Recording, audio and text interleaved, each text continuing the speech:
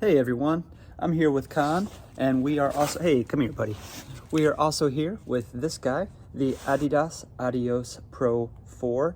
Actually, it's the Adidas Adizero Adios Pro 4.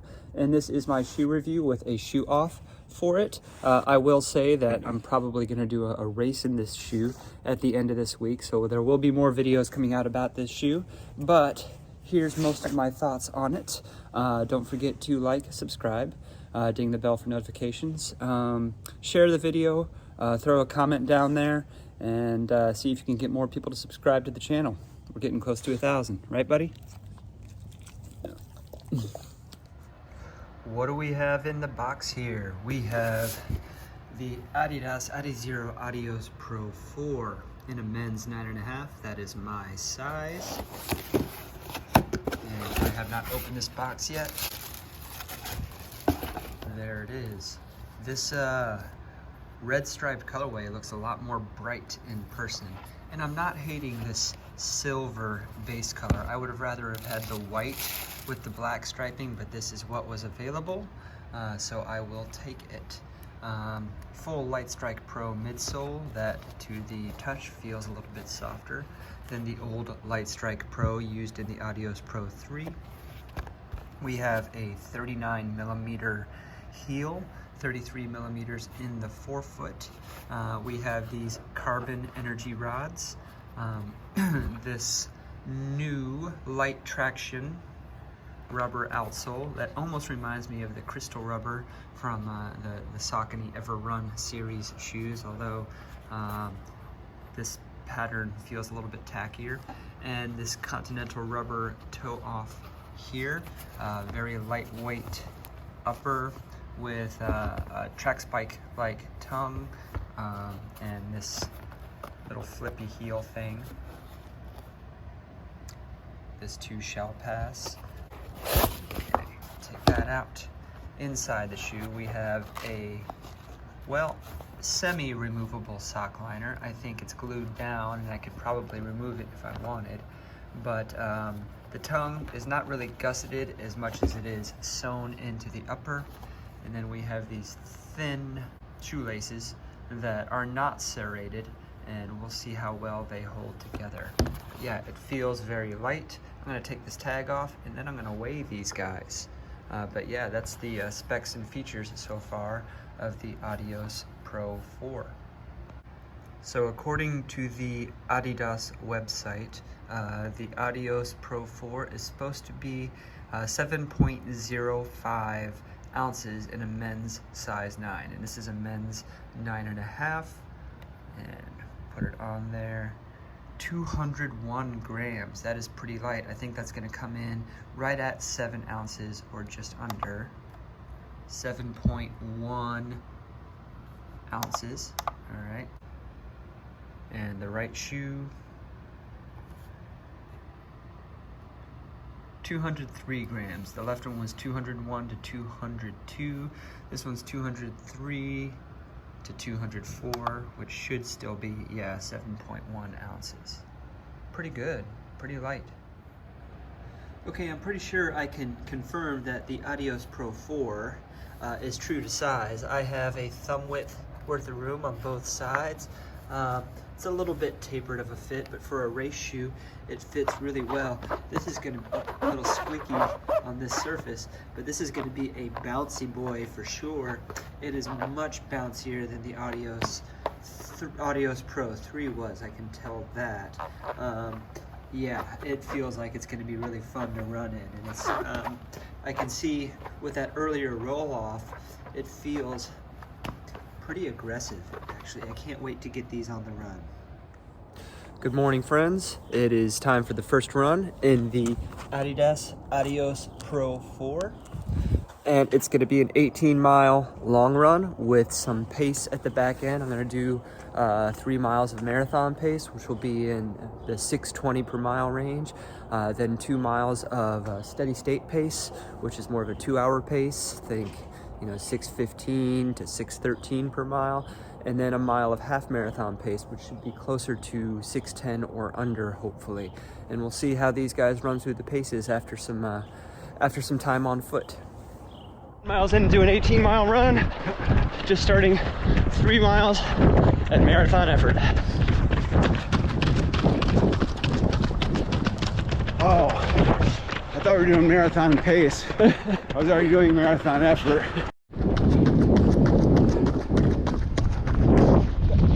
About 11 minutes in to a 3-mile rep at marathon effort, averaging 6:19s.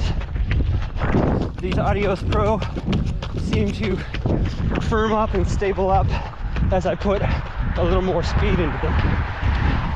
And the geometry is really conducive to my stride with that earlier rocker.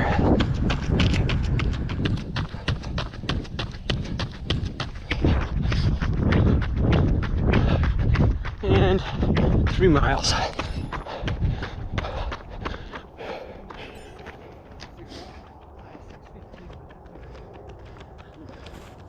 Yeah. All right. Yeah, boy. 1 mile recovery, then 2 miles at 2-hour pace. Come on. You're on? Yeah. Let's do it.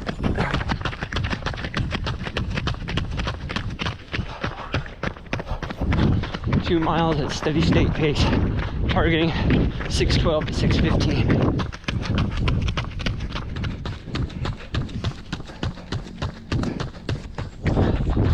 Ending the 2-mile rep right now at 6:09 pace. Yeah.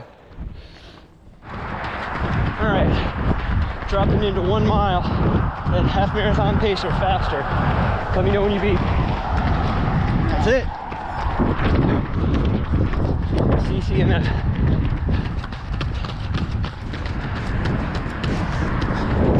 One mile in 6:03.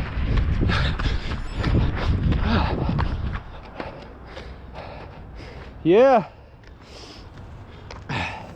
All right, so I have 18.7 miles in the bank, just a little over 30 kilometers for all my metric friends. It's a good first run in the Adidas Adios Pro 4, Adizero Adios Pro 4. I will say that, like I said on the run, it does firm up a little bit as I put a little bit more strength into the pace. And it doesn't feel quite as wobbly as it does when I'm walking around. Very much like Light Strike Pro does. The energy rods are more flexible than a carbon plate, but the Light Strike Pro, when it firms up, it really kind of has a good synergy to that, where you still get a very propulsive toe off, especially with this rocker occurring earlier than it normally would. I did get some pressure in the right shoe right here on the top of the foot, not with the whole lacing system like I did in the Adios Pro 3 and several other people did as well. But I will say I might have tied it a little bit too tightly this morning, or it could be a result of just, you know, the shoes that I've been wearing throughout the week.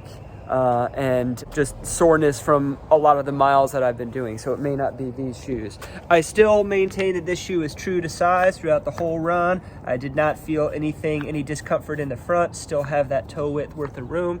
I know there are conflicting reports about whether it's true to size or whether one should go a half size up. And for me, they're certainly true to size. All right, more later, including a shoe off. All right, it's shoe off time for the Adidas Adios Pro 4, and I'm going to be testing it against the Hoka Rocket X2, against the Nike AlphaFly 3, against the Puma Deviate Nitro Elite 3, against the Saucony Endorphin Elite, against the On CloudBoom Strike, and against the Nike AlphaFly 3. Let me switch the order of these guys a little bit. I want that guy to be last, and I think we'll try it against the AlphaFly 3 first. Okay, we've got the Adios Pro 4 and the Nike AlphaFly 3, and these shoes are very similar to each other, but long story short, I'm gonna have to give the edge to the Adios Pro 4 on this one. Very similar feel, though different foams. I actually think the VaporFly 3 is a little bit more stable, standing around, walking around. As I pick it up, too close to marathon pace, which I'm not going that much slower than right now, the Adios Pro 4 kind of gets some stability. Still very unstable compared to previous versions, but it's livelier. And these VaporFlies don't have a lot of miles on them. I think the Zoom X and the VaporFly 3 tends to lose some zip as you run in it, whereas Light Strike Pro historically retains its energy return for longer. So if it were between these two, I'm not even gonna pro and con it. I'd say the Adios Pro is a better buy. All right, we've got the on CloudBoom Strike and the Adios Pro 4. And when I was testing the CloudBoom Strike and the Adios Pro 3 was one of the shoes I was testing it against. Both of them had fussy uppers, but a midsole that would go the distance. These two are very different when compared with one another.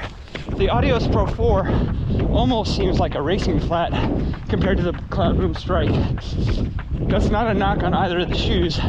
It's just you can really tell the difference in geometry. The 4mm drop versus the 6mm drop. That's not that much of a difference. But you can tell under the forefoot of the CloudBoom Strike. If you are a heavy forefoot striker, the CloudBoom Strike has that mushy cushion for you, and it's bouncy and responsive, but you sink into it more. Whereas the Light Strike Pro and the Adios Pro 4 is more of a quick response. It almost feels like I'm running in something from the regular Adios line, but I still have that super shoe energy return. Kind of makes me want to try the Adios 9 when it comes out. But yeah, very different. The Adios Pro 4 feels more lithe and nimble for shorter races, whereas the CloudBoom Strike, you can definitely tell is a marathon racer. All right, here I have the Adios Pro 4 and the Saucony Endorphin Elite. And you guys know how I feel about the Saucony Endorphin Elite. The Adios Pro 3, the previous version, did not hold a candle to the Endorphin Elite for me, just with regards to energy return, comfort, or anything. The Pro 4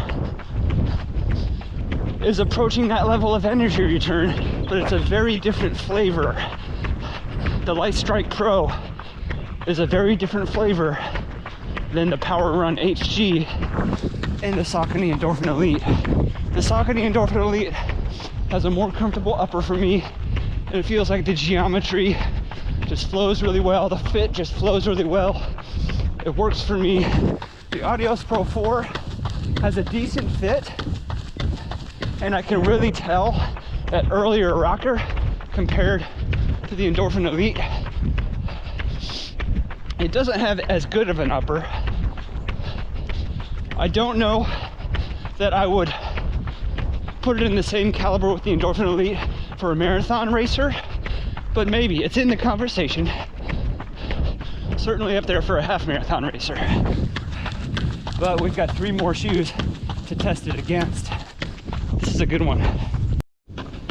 All right, here I have the Puma Deviate Nitro Elite 3 and the Adidas Adios Pro 4. These shoes, they are surprisingly similar. The Deviate Nitro Elite 3 is a little firmer. It has a very stable bounce back, quick response.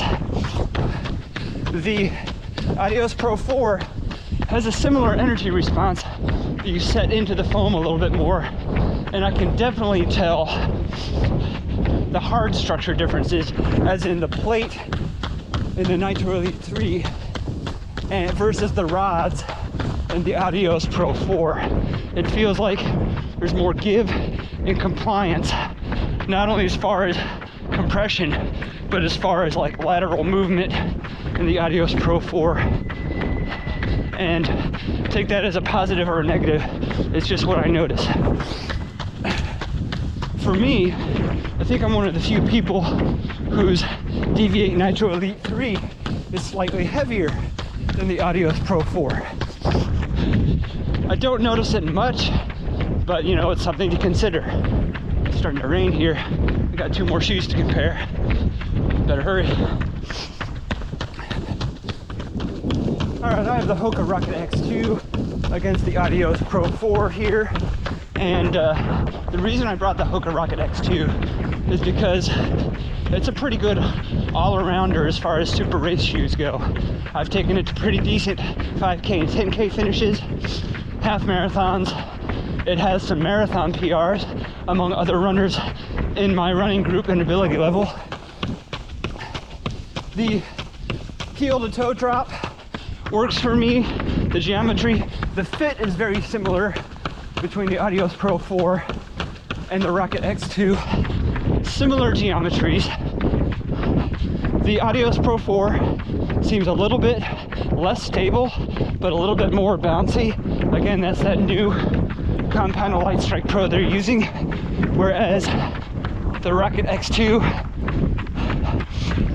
I think just might be a little more reliable in the last 20 to 30 minutes of a marathon. They're both fast. They're both something I wouldn't mind reaching for. Just slightly different flavors. So the Nike AlphaFly 3 and the Adidas Adios Pro 3. I saved this one for last because this is the matchup you'd probably see competing for most podiums at marathon majors. But listen to the different sounds.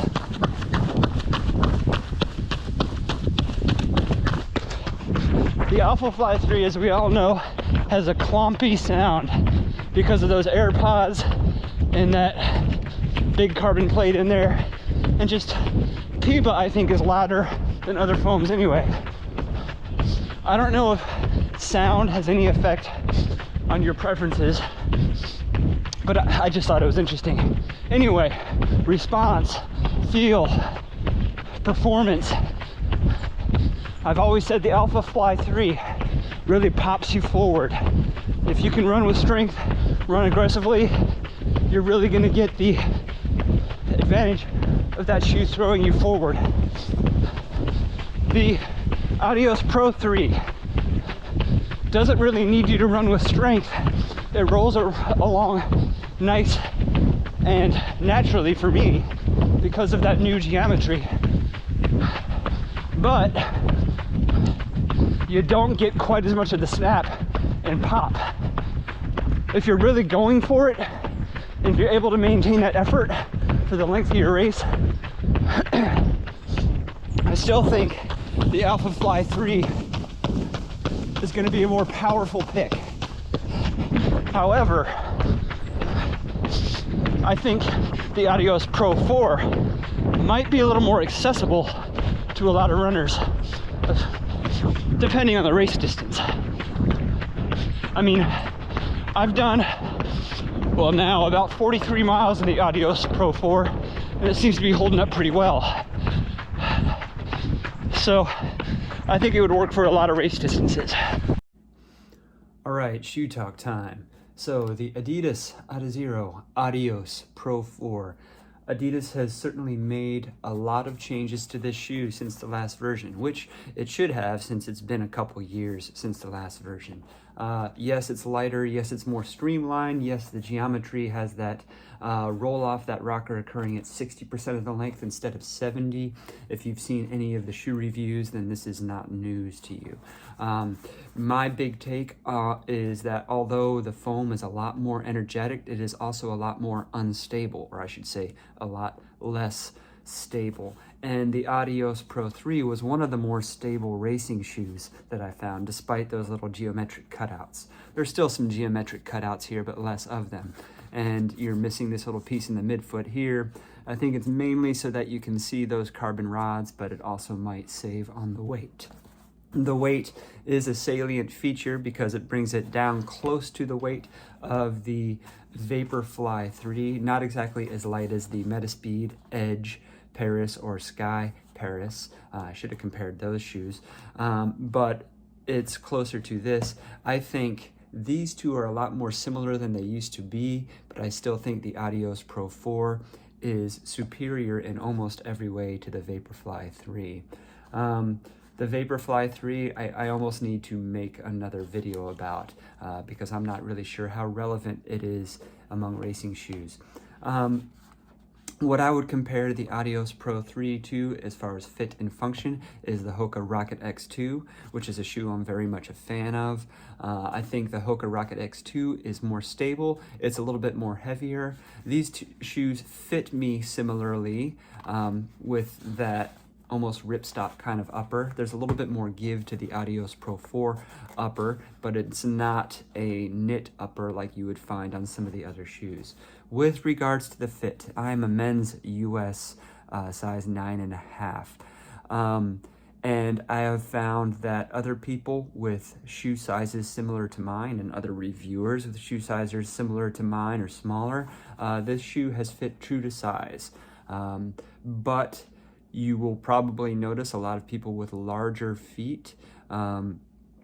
Those are the people who are saying you definitely need to size up in this shoe. So I want to give credence to that and not say that for everyone it's true to size or for everyone you should size up. But I would say, well, when I was communicating with Joanna on his video, he's a size 10.5, and that's probably about when you should start thinking about sizing up. If that divergence in trueness to size, gets bigger, the bigger your foot gets. So definitely something to consider.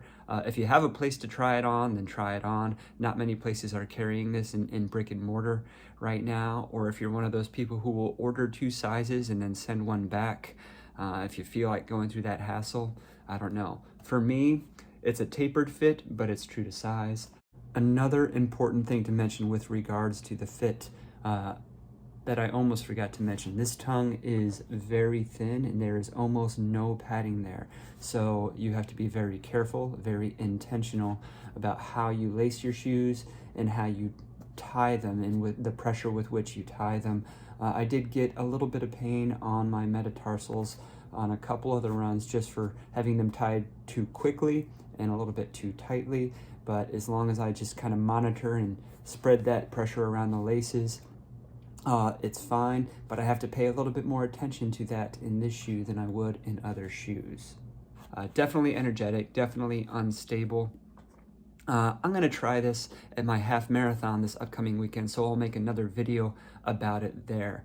Right now, I don't think it's going to be my shoe for Houston, but I'm not saying it's out of consideration. It's just maybe got a 5 or 10% chance of being used for that. I definitely think it is competitive among its peers in the $250 US racing market. I did like the outsole traction, and yeah, the midsole is definitely something to talk about. It's definitely fun to run in. So I'm going to put some more miles in it right now, and after next week's video, or it might be later this week depending on when this video comes out, when I do a half marathon in it, I'll have close to 60 miles or 100 kilometers in this shoe. So yeah. All right, thanks guys for watching my review of the Adios Pro 4. Don't forget to like, subscribe, ding the bell for notifications, share the video if you could, throw a comment down there to help the algorithm and see if you can get the channel to grow. It'd be great to get to 1,000 subscriptions, and I'll see you in the next one.